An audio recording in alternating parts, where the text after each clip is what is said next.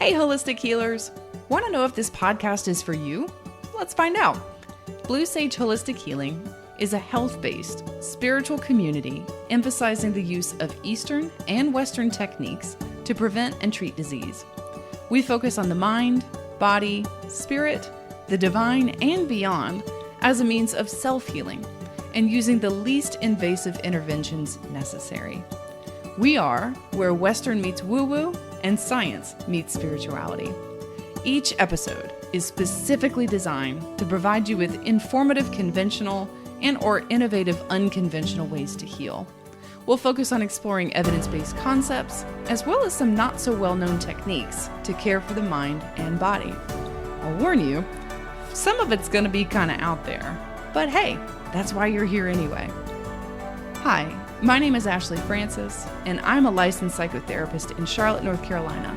And with the creation of this podcast, I have realized a long-term dream of creating a holistic healthcare community where people could go to feel seen, heard, understood, and valued. Blue Sage Holistic Healing seeks to provide you with healing methods that can be physically seen and measured, as well as those that are outside our ability to scientifically detect. In addition to the podcast, we offer an exclusive, budget-friendly membership community for like-minded folks just like you to meet, share, and support one another on your journeys to establishing and maintaining health and wellness. We offer access to new and updated bonus content and resources to support our members. A link to our membership community can be found in the show notes, and you can follow me on Instagram and Facebook at Blue Sage Holistic Healing. So, are you excited yet? Stay tuned and join us on the journey to holistic health.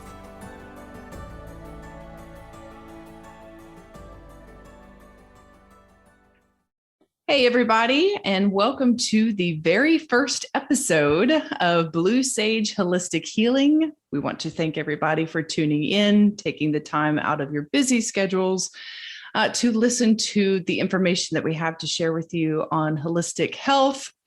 I want to talk a little bit about what Blue Sage Holistic Healing is and what it's all about. So we are a health-based spiritual community emphasizing Eastern and Western ways of preventing and treating disease, focusing on mind, body, spirit, the divine, and beyond.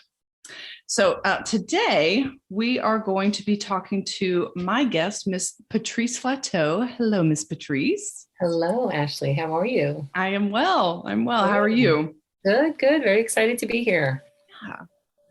Okay. So I want to give a little bit of background about Patrice. So Patrice and I met about 2 to 3 years ago in a women in networking meeting. And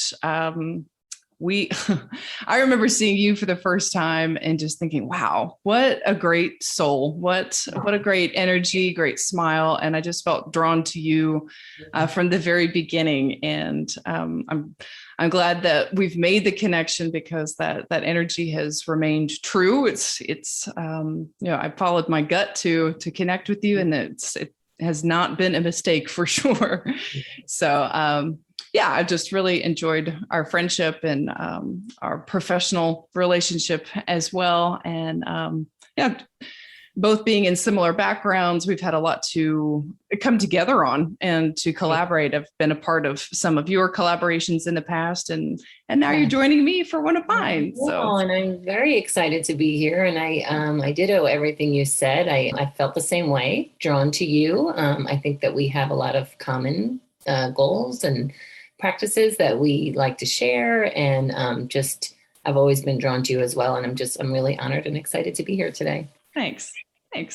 Okay, so a little bit of background about Patrice. She is a holistic wellness coach, and she has been working in natural wellness for over 15 years and has seen firsthand how food and lifestyle are natural medicine. She's passionate about helping others to understand that consuming a wide variety of plant foods, fruits, vegetables, herbs, nuts, and seeds can not only heal your body and change your health, but can also change your destiny.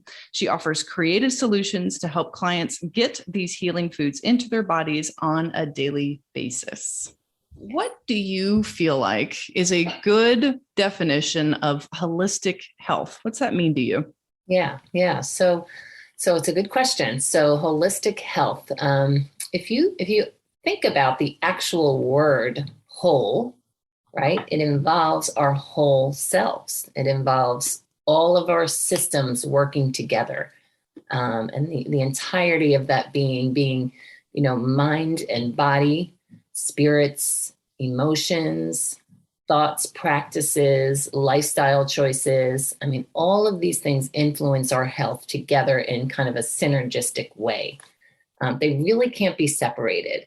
And, sometimes we tend to focus on the problem at hand, whether it be a pain, whether it be joint pain or, a toothache or anxiety or whatever it is. We try to treat the symptom to relieve that pain.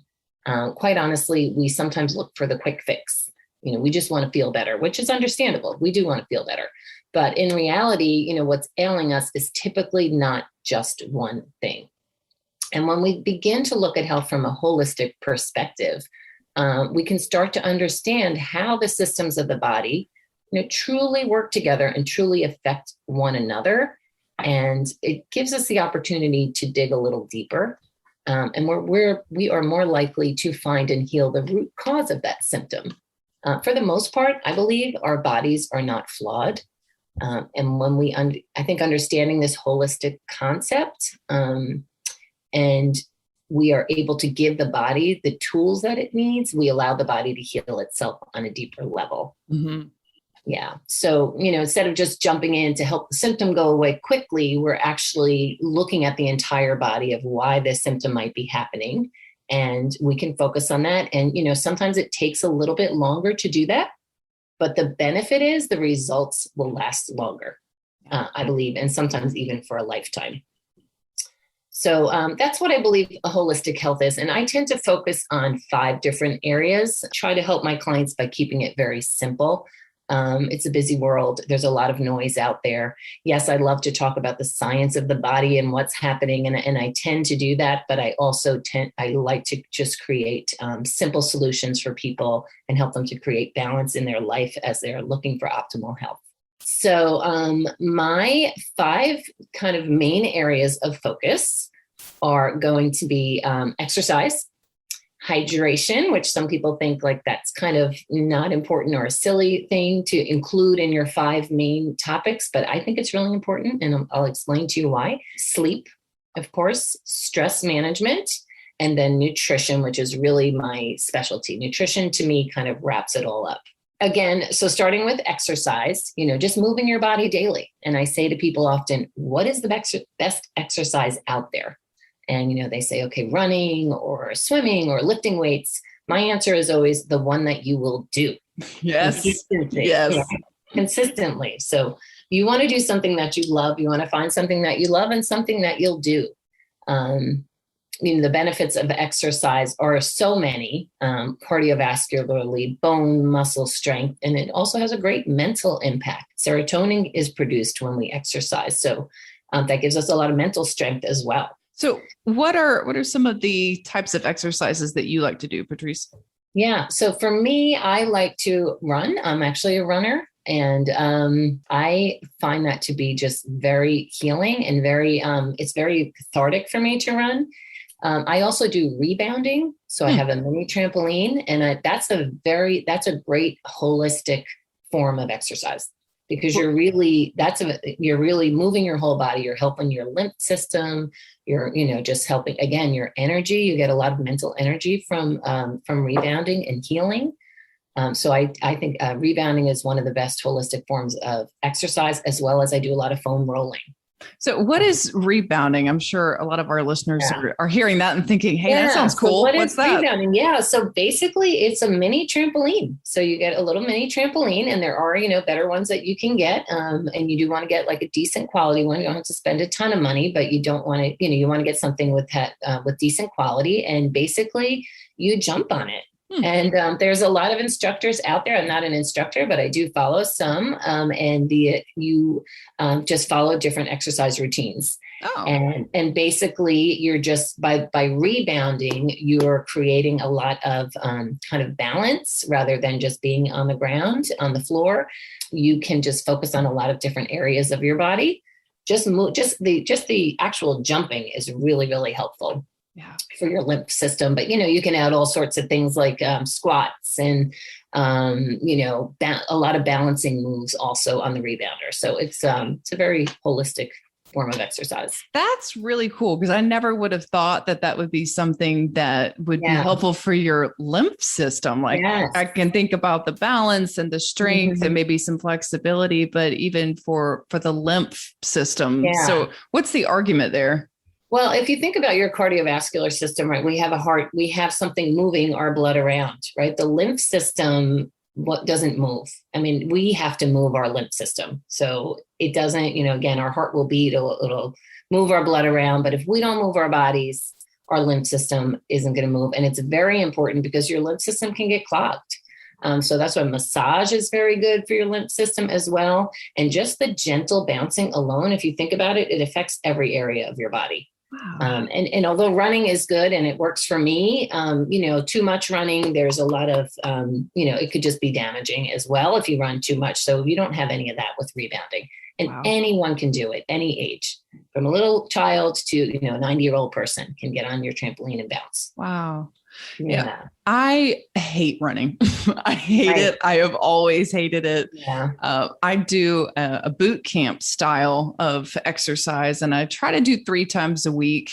But it's still hard on me. And what I like about the program is that each week is a little bit different. So the first week is endurance. So they're focusing on getting you moving the whole time. And then the second week is about strength and agility. And then the third week is interval week. So it's high intensity interval training, the HIIT training. And then the last one is peak week, where you're staying at like 90 to 100% of your heart rate for the whole 60 minutes. Wow. And it's the hardest thing I've ever done, but I kid you not, I would rather do that than the running. Yes. Yeah. Well, that's the thing. Different things for different people. Yeah. You have to do what makes you happy. And I like that there's a nice variety there. I think variety is, as well as nutrition and exercise is nice too. Yeah. So, yeah. And then my next area is hydration. Now, again, some people say, oh, that's so simple. Well, it is so simple. And that's why I keep it as one of my top 5 areas of health to focus on, because it is the easiest thing that you can do, the easiest thing that you can change. Sometimes we just don't think about it.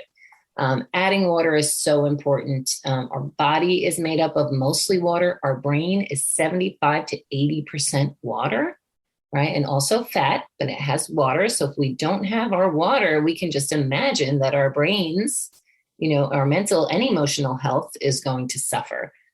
And interesting, when we wake up in the morning, we're already 30% down, most people. So we're already 30% hydrated. And what do we normally go for first thing in the morning? Cup of coffee. Mm-hmm. Right. And what does coffee do?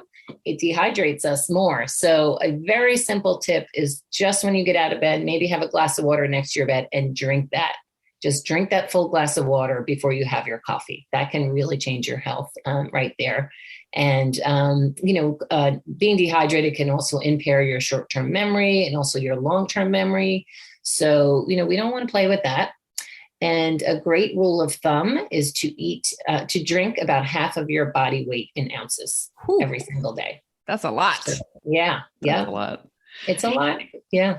I learned that long ago, this point of already being down. I did not know that it was 30% down as soon as we wake up. So that's something that I feel like is at the forefront of my mind.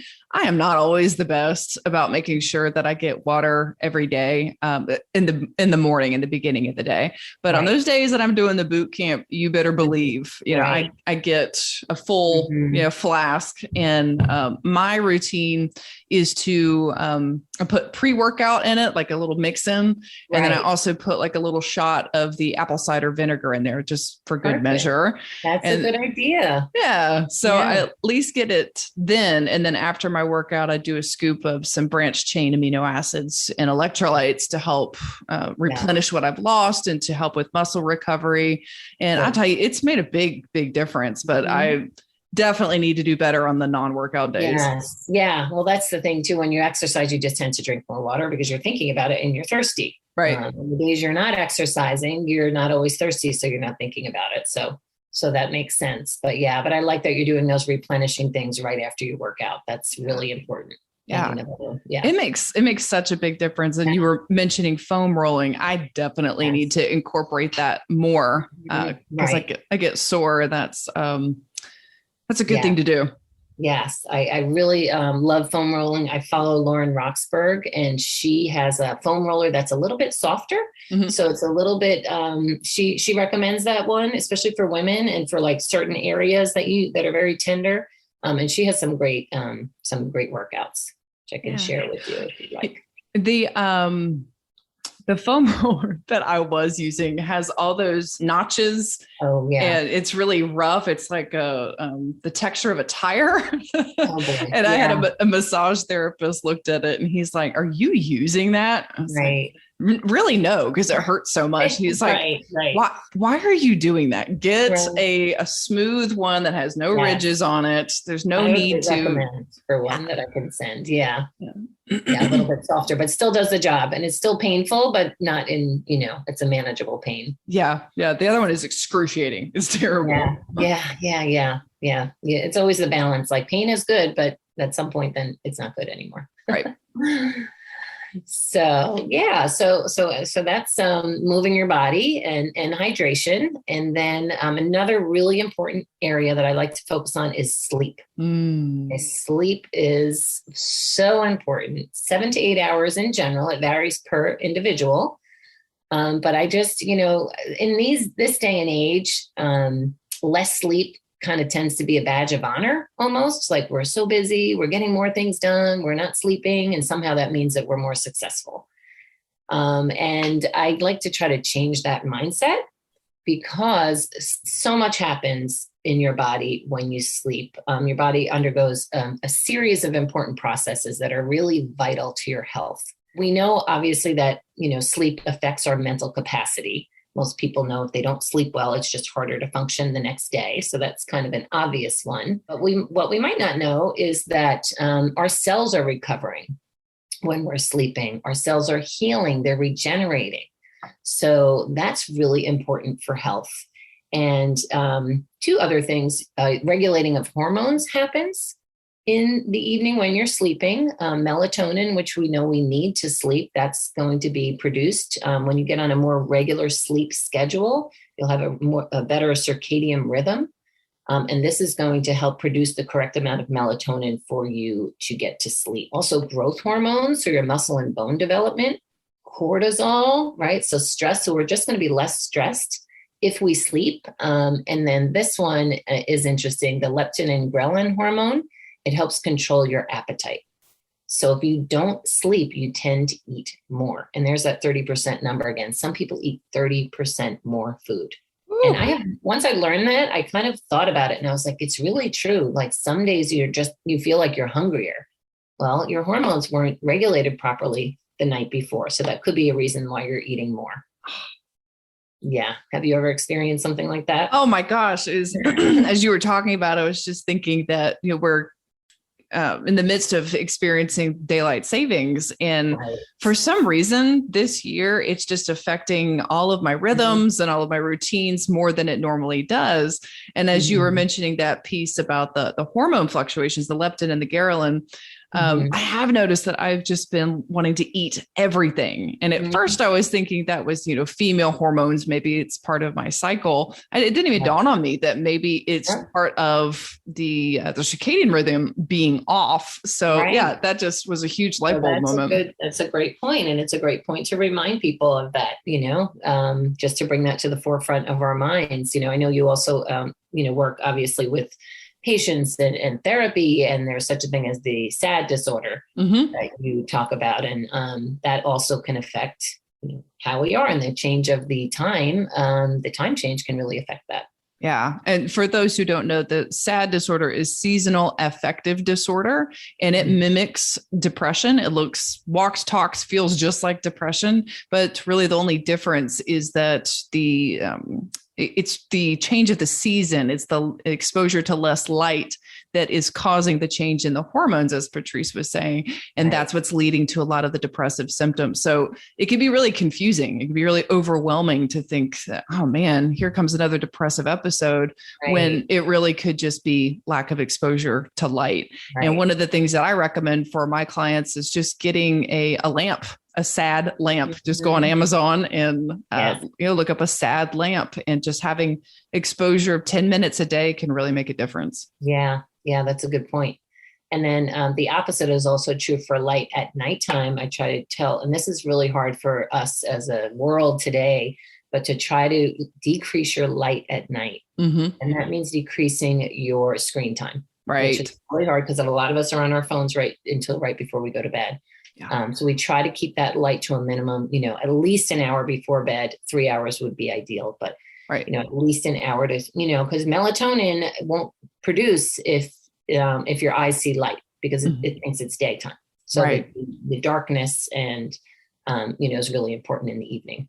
So I take a melatonin tablet every night. And as you were just talking about that, I was thinking, well, maybe I wouldn't have to take that if I would just put my screens down, because I am definitely guilty of looking at that stupid phone while I'm in my bed and not even putting the connection together that, hey, maybe that's why you feel like you need the melatonin tablet.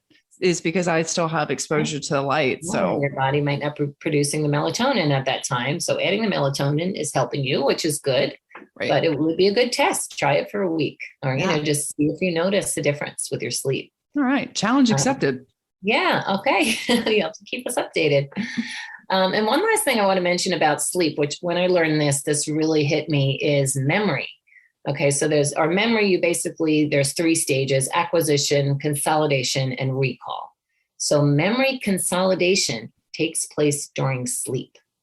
So consider that if you don't sleep well, you may not be storing your memories of the day, your long-term memories, right? So if they're not stored, they're going to fade. So I just thought that was interesting. That's a reason to, if you want to remember some amazing memories, that's going to happen while you're sleeping. Yes. So that really struck me when I learned that. So just another really, really important thing about sleep. Yeah. It makes me think about, I specialize in treating trauma. And one of the things that I tell people when they've experienced a traumatic event, the day that it happens, you actually want to wait as long as you possibly can before you fall asleep that day, which is hard, right? Because if you've experienced a trauma, you've gone into fight or flight, all of your systems are overworked, you're going to be really tired, but you really want to try and stay awake as long as you possibly can, because it gives that memory time to integrate and consolidate what's happened.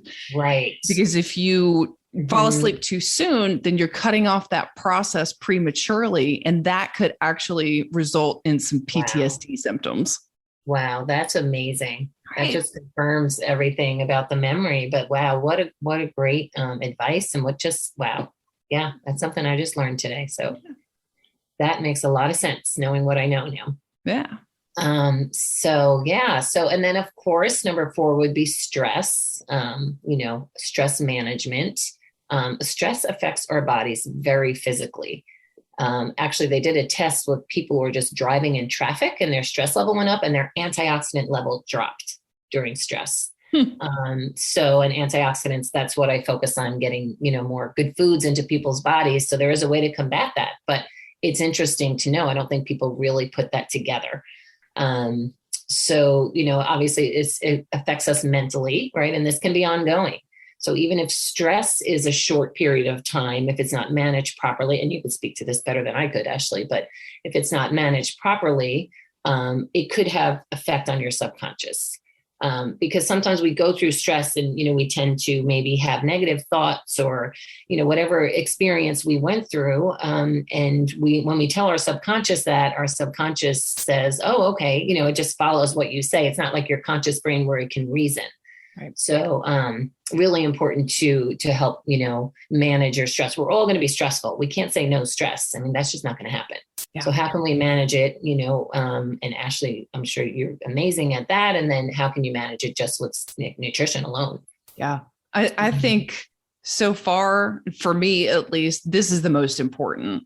And I see so often with my clients that what they're experiencing is really just overexposure to the stress response. And there are so many different mental health conditions that can mimic that. So a client may think that they're struggling with depression or anxiety, and they very well could be, but that's one of the number one things I'm looking at is what is your stress level like? How much balance do you have in your life? And inevitably it's typically tipping the scales. It's a lot. So that's a piece that, I agree with you is, it's paramount in treating really the whole body.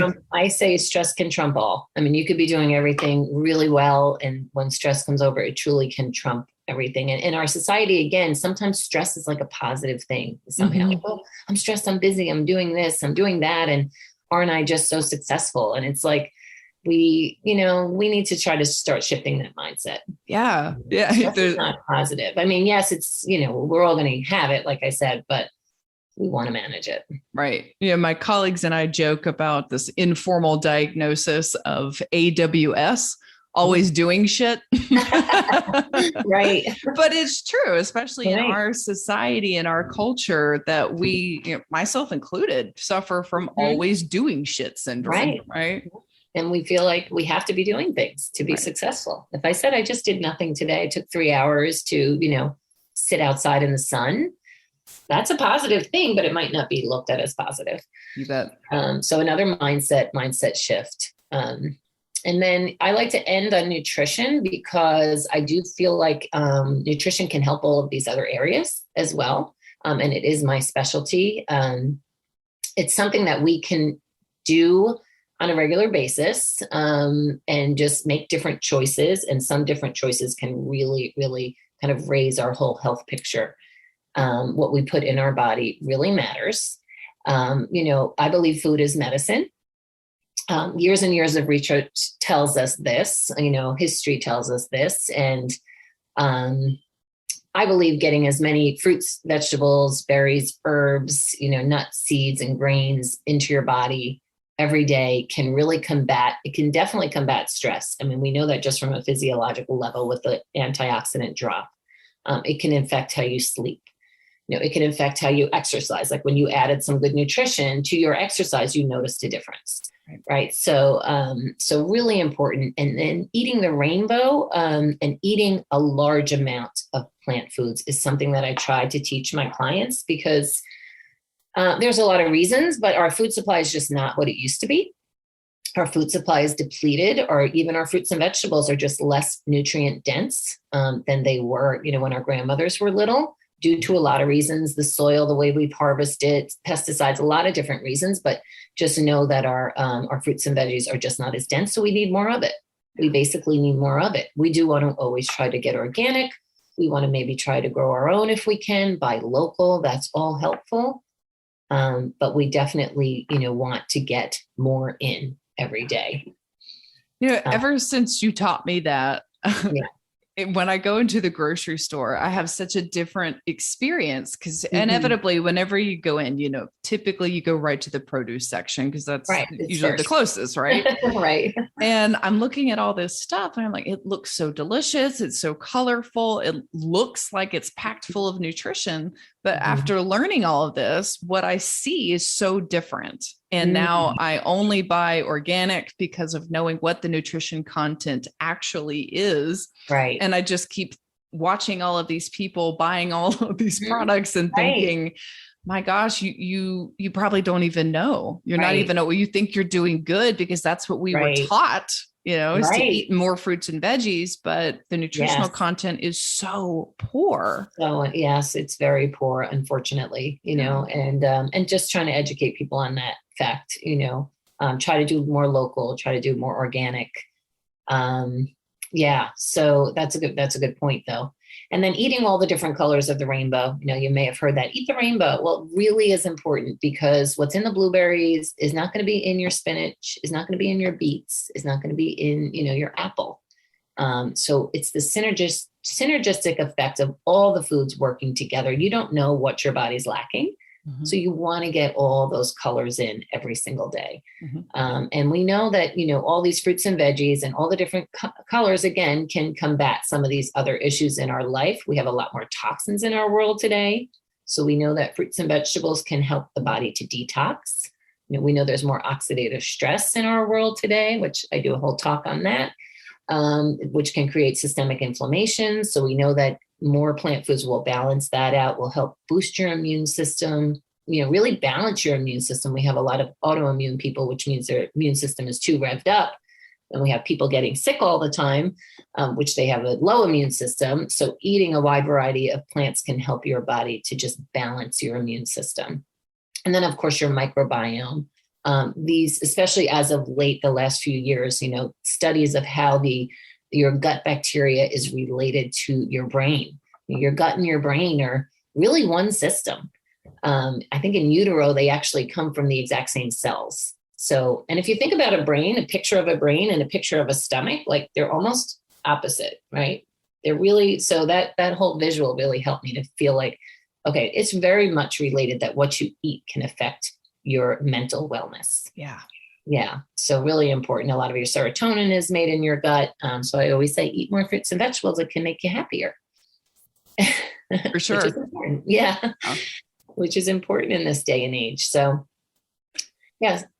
Did you have a question? We're so quick to pop a pill when we're feeling down. And that's one of the founding principles of my practice, my therapy practice, is helping to educate people on the importance of food and exposure to toxins, and check your environment first. What are some of the changes that you can make that are inevitably affecting your serotonin, your dopamine, your norepinephrine, all of these feel-good neurotransmitters that are responsible for helping us to feel good.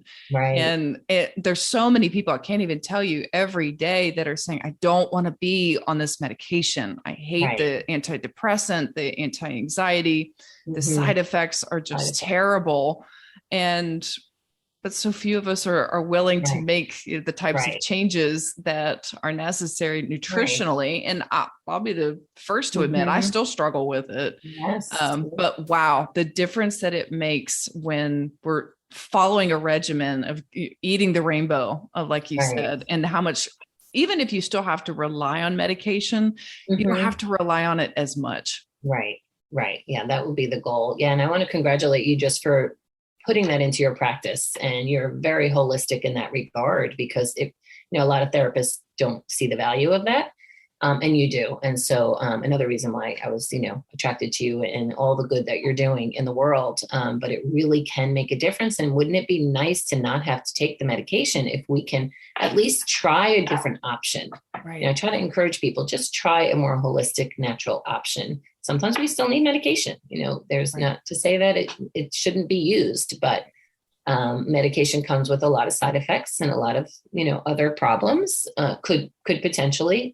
So, why not try to attack it even from both angles, or, try the natural or holistic way first, and focusing on our intake. I actually knew somebody that was diagnosed with stage 4 cancer, and it was terminal. And he started a completely 100% organic diet, was juicing and just eating all the good stuff, cut out all the bad stuff, and actually is now in remission.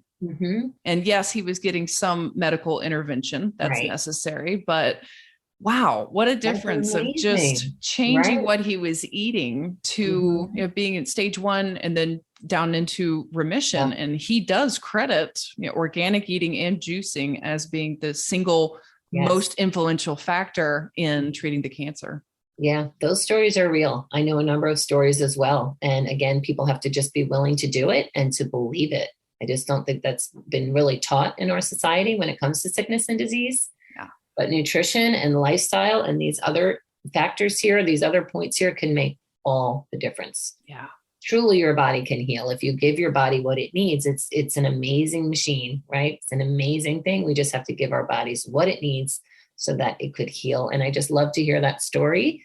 And I hope other people hear it. And, if they are dealing with something, that they would consider, trying to change their diet and some of these lifestyle factors here. Yeah, for sure. And that's why I like pairing with health coaches like you, because you've got the education, you've got the information to share about the actual nutrition and the foods and things like that. Whereas I'm on the mental health side.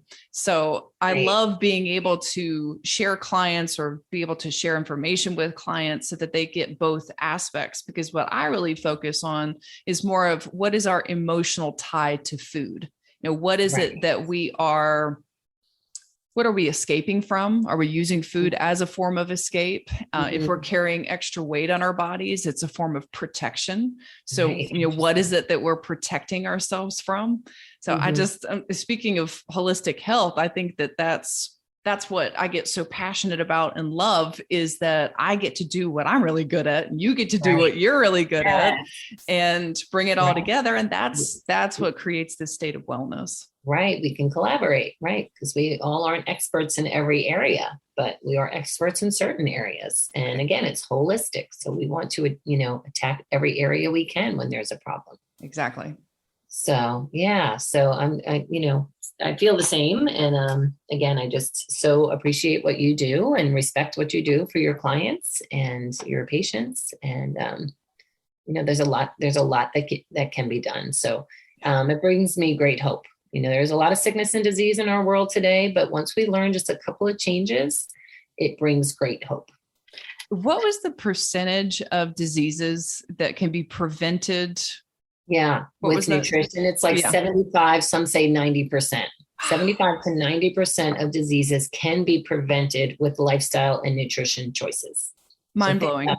Think about what that would do to our economy, to our healthcare system, just to our lives in general, to our quality of life.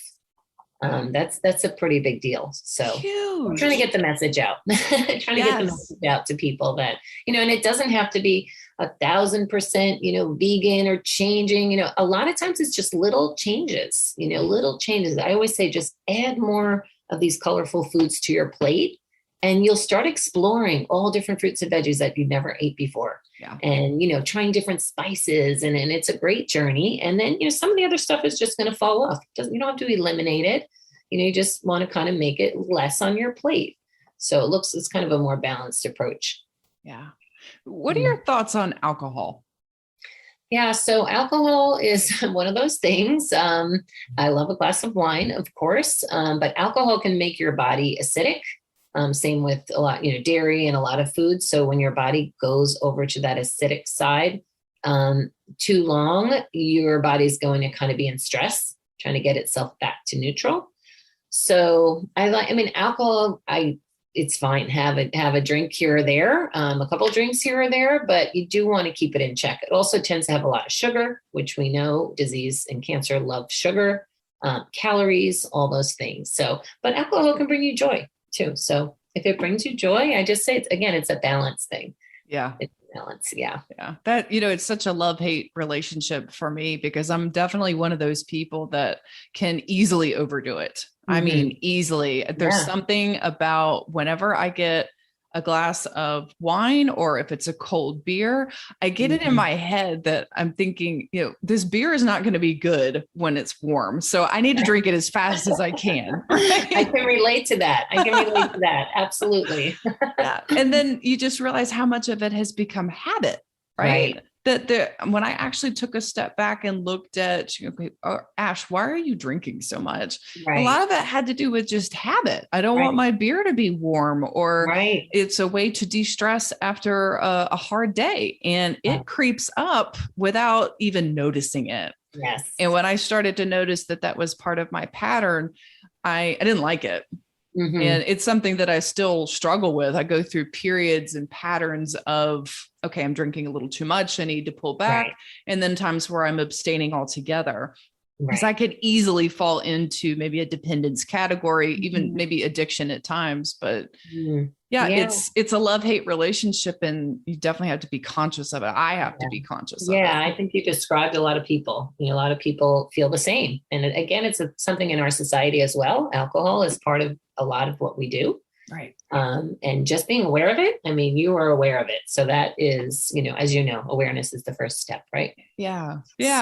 So, yeah, and then the balance thing too. So if you drink a little too much or whatever, you just the next day you're really, we tend to want to then have fried food or, bagels, but really try to focus on getting some good, healthy food in your body. You'd be amazed at how much better you're going to feel, and then your body's going to thank you. So it's going to be able to bring itself back to a more neutral pH balanced state.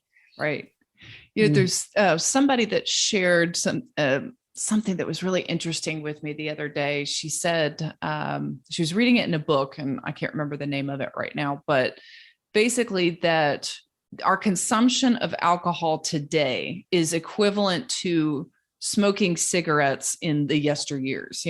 Back in the day, everybody smoked. Right. And you didn't think much of it. Like, we know it's bad for our health, but who cares? Everybody's doing it. It's fashionable. It's cool. Right. And I just thought that was really interesting. That was a good way to make that comparison of today's alcoholism or glorification of alcohol is very similar to cigarette smoking from 50, 60, 70 years ago. Interesting. And that just really changed my way of looking at it. I was like, oh, wow. Yeah. Right. So I want to be a part of that. Right. Yeah. It's true. And a lot of times it is just your perspective, learning things like that, and just shifting your perspective and your mindset can really go a long way for short-term changes and long-term changes. So true. Absolutely. Yeah. So that, I think, wraps it up for my holistic health practices. Excellent. And, again, I like to just work with people that are willing to make a change and that are open to it, and that, we really try to keep things balanced. We try to keep it simple, and we just try to keep it doable. Yeah. So I find that works best. So I do have a question about autoimmune diseases. Do you know much about autoimmune diseases? I do. I mean, it's not my area of expertise, but I do know a little bit about it. I'm curious to know if you have any theories on what causes them, what can help with them, because you were saying earlier about how it's the body attacking itself. The immune system is on overdrive, and that's what constitutes autoimmune. So, any thoughts on that? Yeah, I mean, and I think it can come from a lot of different areas, but when you look at the nutrition part of it, I think a lot of the food that we've been eating over the last, 50 years or more, 100 years now. I mean, like our grandmother would walk in the grocery store and not even recognize half of the food products. So a lot of this we're putting in our body, it's marked safe by the government, but when we're putting these things, when they're coming, these toxins are coming from all different areas, plus, just our environment, our personal care products, and our food, it's wreaking havoc in our cells. And I think our cells start to overreact. I mean, they don't know what it is, and they're trying to protect your body. Right. So your immune system is getting revved up. So this is, I think, part of the reason for the immune issues in our world, because we didn't have autoimmune when our grandparents were little. I mean, I don't know if there was, it was very, very slight. Yeah. It really is a late, a disease as of the last couple generations. Wow. I mean, if you think about it, I didn't hear of like fibromyalgia and all these other autoimmune diseases. And so I tend to think that it is, partially due to the way that we've been growing and harvesting our food, and a lot of the fake food out there, a lot of our processed food. Yeah, the word inflammation is just flashing in my head as you're talking about that, and just thinking about all of the foods, the crappy foods and the products and stress and all of those things that we're exposed to, and just the role that inflammation plays in brain fog, all of the systems not being able to work as optimally as they're designed to. And I've even been able to tap into actually feeling inflammation. Like I think we're exposed to so many toxins so consistently that we get desensitized to it. You don't even notice that you're experiencing inflammation. And as of maybe the past 2, maybe 3 weeks, I've noticed pain in my head, but it's more of a pressure. And I'm feeling as, of course, I'm self-diagnosing here, but it feels as though it's inflammation. And when I think about, okay, what did I just eat within the last hour? What was crap? So of course I'm going to feel some inflammation, or I feel a little sleepy. I'm feeling sluggish. So, it doesn't take a doctor to figure out that what you just ate an hour ago is probably causing some inflammation. Right. Yeah. And again, that's awareness. And that's really paying attention. And if we all did that, really paid attention to our bodies and how we're feeling and what did we do that day? What did we do the day before as far as nutrition and exercise and stress? I think we would be pretty amazed at what we would find, and being aware of it we would, really be able to kind of attack it more, on a level of control, like our control within our control. We can control our health better when we're more aware of what's going on. That's the piece that I'm definitely working on is I'm good about getting my exercise, and I eat fairly well, but just as you were saying, especially when you do really hard, tough workouts that push you to your max and to your limit, your nutrition and your exercise go hand in hand, right? Absolutely. And you would think that I would get this by now. You would think that, okay, Ashley, you're huffing and puffing. You want to throw up. This is awful. You could have more stamina. You could have more endurance if you would just clean up your diet a little bit more. But it's so human of us, right? Really it's such human behavior to rationalize. Like, oh, well, I work out, I can eat that. I work out, it's not going to affect me as much as it affects other people. And it's just not true. Right. And I always say, exercise, and especially heavy exercise, it can be more damaging without the correct nutritional support. So it really can, because you get a lot of oxidative stress. You're breathing heavy. It's causing some cell damage and aging, which is, again, a natural process, but it's a little bit sped up when you exercise really hard. So you really want to make sure that you're getting antioxidants, which fights your oxidative stress in your body. You want to get more of it.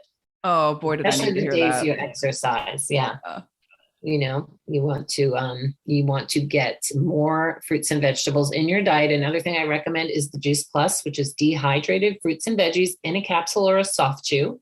So that's an easy way to get it in your body. So those days that you work out really hard, you maybe just take extra capsules, because then you're just getting all those extra antioxidants, which then they're going to combat the oxidative stress that just happened in your body. Well, that's good news, because I do that. I've taken your advice that you've given me previously, and I double up on it, especially during COVID, like you said, to help combat against COVID and building the immune system. So I'm at least doing that, but again, it's my way of rationalizing. Well, I take Juice Plus. I'm taking my branch chains and whatever. But it's a simple solution for people. And I do like that it's simple. Because it's just something that you swallow, and it makes you drink a large glass of water. I mean, of course, I encourage all sorts of the other lifestyle changes, but again, I do like it because it's something people can do. Anybody can do.